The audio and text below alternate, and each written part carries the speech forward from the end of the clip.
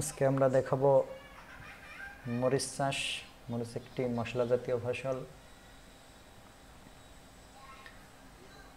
দেখতে পাচ্ছেন খুব সুন্দর মরিচ ধরেছে।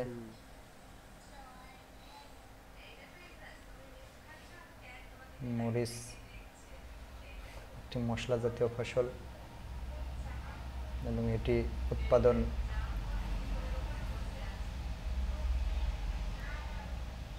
কিছুটা কঠিন। আপনারা দেখেছেন মরিচ গাছে বেশ কিছু মরিচও ধরেছে এবং এখনো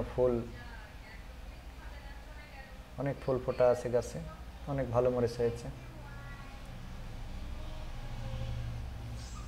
মরিচ গাছে খুব ঘন ঘন স্প্রের প্রয়োজন হয়ে থাকে, কারণ মরিচ গাছে পোকামাকড়ের আক্রমণ একটু বেশি। আপনারা দেখছেন মরিচ গাছের যত্নের ফলে অনেক সুন্দর মরিচ হয়েছে।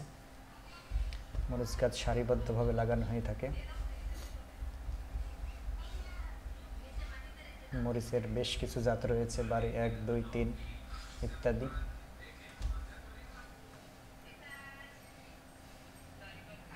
গ্রীষ্মকাল এবং শীতকাল মরিচ চাষের জন্য খুবই উপযোগী। কাঁচা মরিচে প্রচুর পরিমাণে ভিটামিন সি রয়েছে,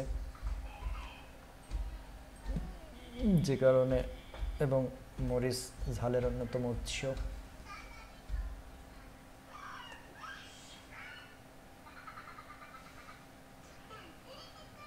দেখছেন গাছগুলা অনেক বড় হয়েছে এবং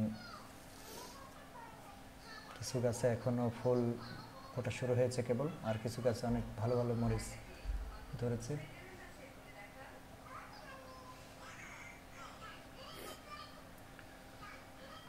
মাটির প্রকার ভেদে 4-6টি চাষ ও মই দিতে হয়। প্রথম চাষ গভীর হওয়া দরকার। সেচের জন্য 12 ইঞ্চি প্রশস্ত নালা থাকবে। সার শেষ চাষের সময় প্রয়োগ করতে হবে। লাইন থেকে লাইন 24-28 ইঞ্চি এবং চারা থেকে চারা 12 থেকে 16 ইঞ্চি দূরে লাগাতে হবে।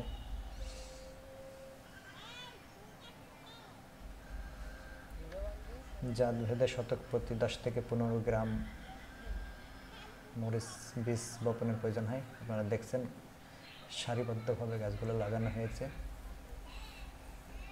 যেন এটি পানিতে নষ্ট না হয়ে যায় এবং সেচ দিলে যেন উভয় সারির গাছগুলা সমভাবে পানি পেয়ে থাকে। মরিচ গাছে বেশ কিছু সার ব্যবহার হয়ে থাকে, তার মধ্যে গোবর অন্যতম। Urea, TSP, potash, gypsum. শতক প্রতি গোবর সার 40 KG, urea 1.5 KG, TSP 1 KG, potash 600 গ্রাম, জিপসাম 200 গ্রাম। গোবর, টিএসপি, জিপসাম ও বোরন সম্পন্ন এবং এমওপি 50 কেজি শেষ চাষের সময় জমিতে মিশিয়ে দিতে হবে। সম্পূর্ণ ইউরিয়া এবং বাপি এমওপি সমান 3 কিস্তিতে দিতে হবে।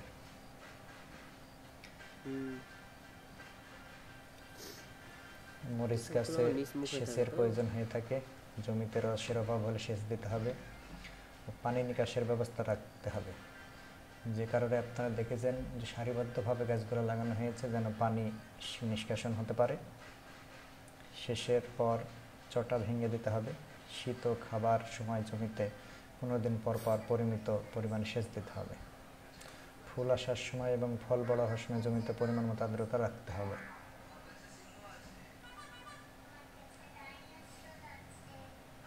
দেখতে পাচ্ছেন অনেক ফুল এসেছে এবং অনেক গাছে অনেক মরিচ ইতিমধ্যে ধরেছে দেখতে পাওয়া যাচ্ছে। মরিচ গাছের সবথেকে গুরুত্বপূর্ণ বিষয় হলো আগাছা দমন। দেখতে পাচ্ছেন এই গাছটিতে প্রচুর মরিচ ধরেছে, খুব সুন্দর মরিচ ধরেছে এই গাছটিতে। ছোট গাছ হিসাবে এই গাছে অনেক ভালো মরিচ হয়েছে।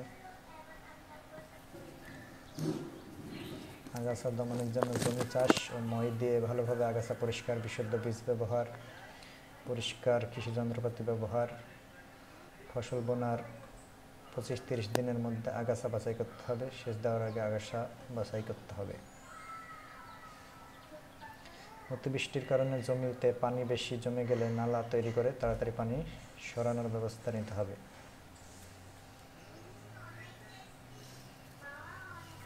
মরিচ বাগানে পোকামাকড়ের আক্রমণ হয়ে থাকে।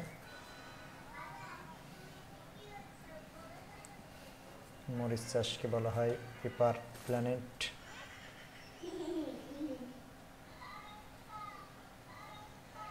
আপনারা দেখছেন সারিবদ্ধভাবে গাছগুলো লাগানো হয়েছে।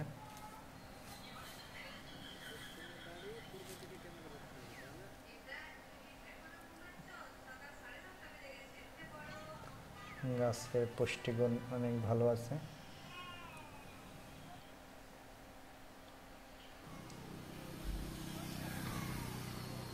পরিচর্যার কারণে অনেক ভালো মরিচ এসেছে।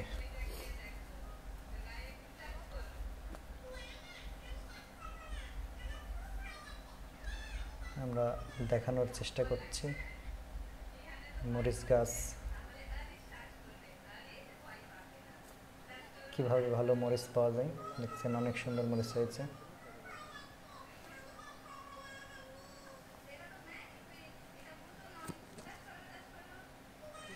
নিয়ম অনুযায়ী মরিচ গাছ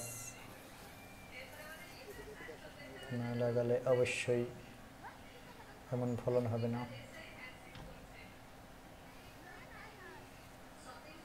দেখতে পাচ্ছেন বেশ কিছু জাতের মরিচ রয়েছে এখানে। কিছু মরিচ সবুজ এবং কিছু মরিচ বেগুনি কালার।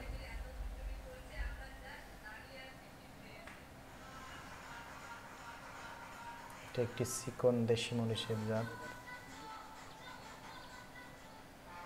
আপনারা দেখছেন গোড়ায় কিভাবে প্রত্যেকটি গাছকে সাপোর্ট দেওয়া হয়েছে। অনেক মরিচ এসেছে, আপনারা দেখতেই পাচ্ছেন।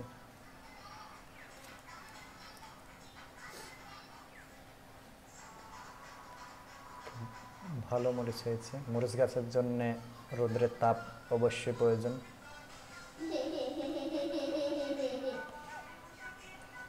পোকামাকড় দমনে কীটনাশক ব্যবহার হয়ে থাকে। পাতা পচা এবং গোড়া পচা রোগ দমনে কার্বেন্ডাজিম জাতীয় ছত্রাকনাশক ব্যবহার করা যেতে পারে।